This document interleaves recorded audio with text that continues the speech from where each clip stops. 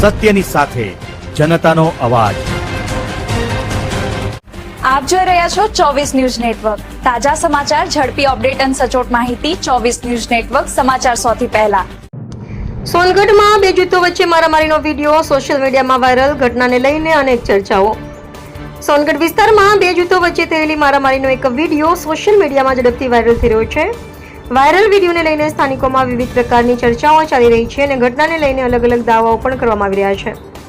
જો કે વાયરલ વિડીયોમાં કરવામાં આવતા દાવાઓની કોઈ સત્તાવાર પુષ્ટિ થઈ નથી। પોલીસ તંત્ર દ્વારા સમગ્ર મામલાની તપાસ હાથ ધરવામાં આવી હોવાનું જાણવા મળી રહ્યું છે અને તપાસ પૂર્ણ થયા બાદ જ ઘટનાની વાસ્તવિક હકીકત સામે આવશે।